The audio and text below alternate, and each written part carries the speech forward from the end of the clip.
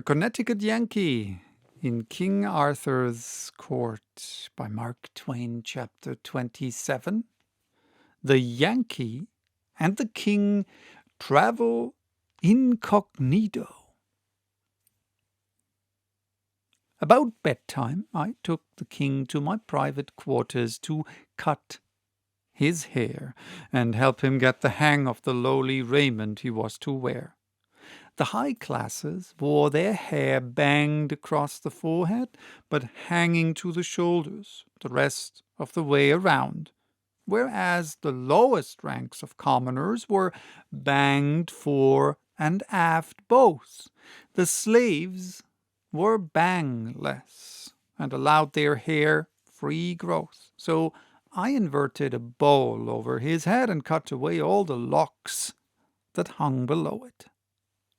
I also trimmed his whiskers and moustache until they were only about half-inch long and tried to do it inartistically.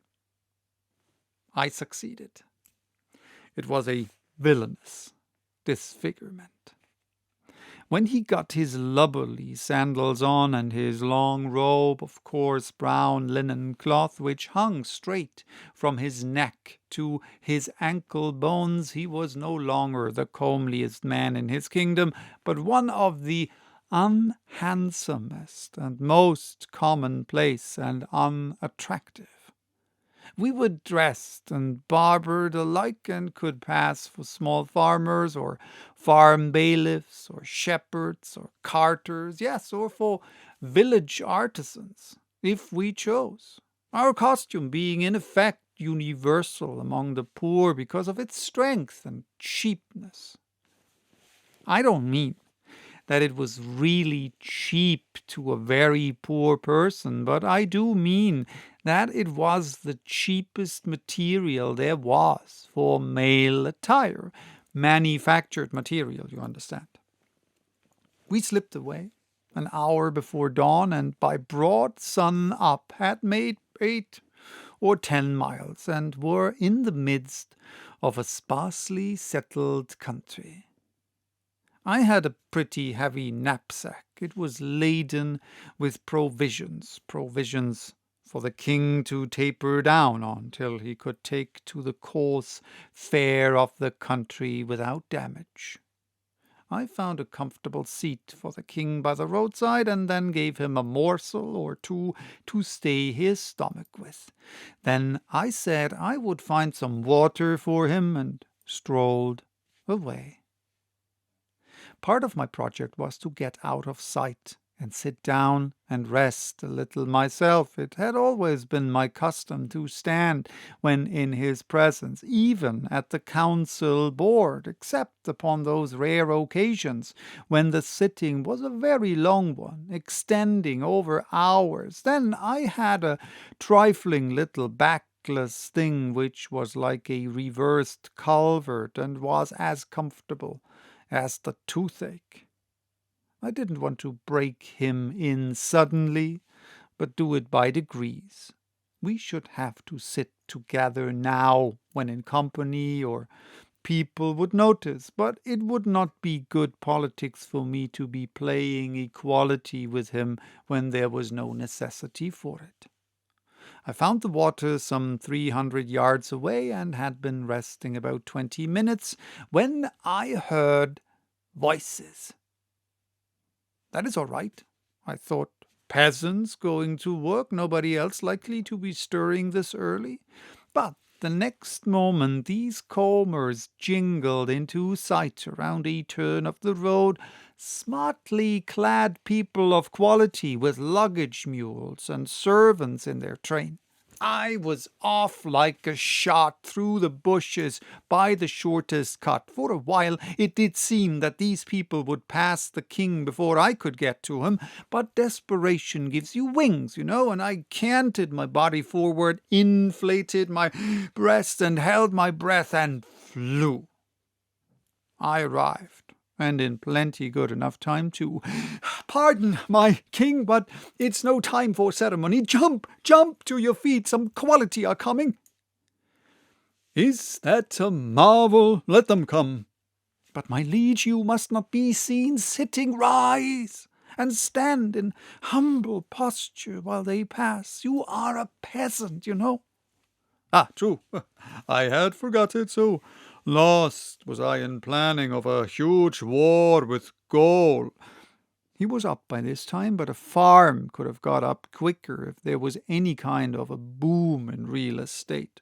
"And right so a thought came randoming overthwart this majestic dream, the which—" "A humbler attitude, my lord the king, and quick, duck your head. More, still more.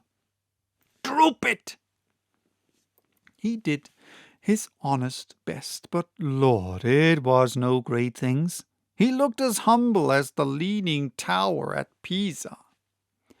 It is the most you could say of it. Indeed, it was such a thundering poor success that it raised wondering scowls all along the line, and a gorgeous flunkey at the tail of it raised his whip, but I jumped in time and was under it when it fell, and under cover of the volley of coarse laughter which followed, I spoke up sharply, and warned the king to take no notice. He mastered himself for the moment, but it was a sore tax.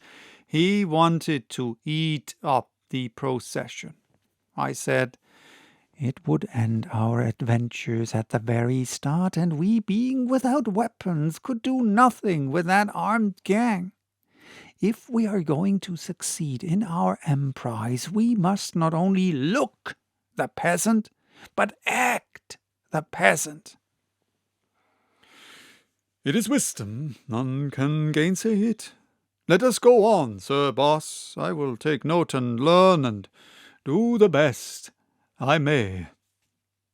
He kept his word. He did the best he could, but I've seen better. If you have ever seen an active, heedless, enterprising child going diligently out of one mischief and into another all day long, and an anxious mother at its heels all the while, and just saving it by a hair from drowning itself or breaking its neck with each new experiment, you've seen the king and me.